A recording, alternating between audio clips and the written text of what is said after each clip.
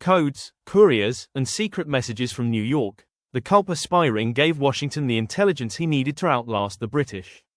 Welcome to Oliver's History Project, where you'll learn the exciting true history in the novel, The Unlikely Life of Oliver Atkinson.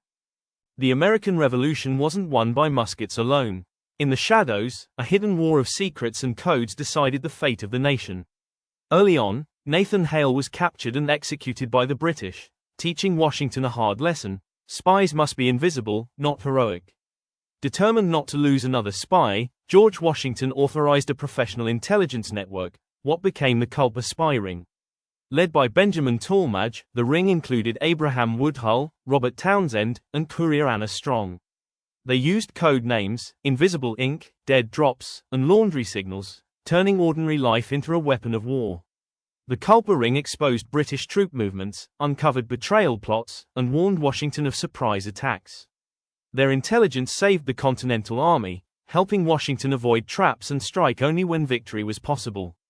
The Culper Spy Ring proved that secrecy could win a revolution, and laid the foundation for American intelligence still used today.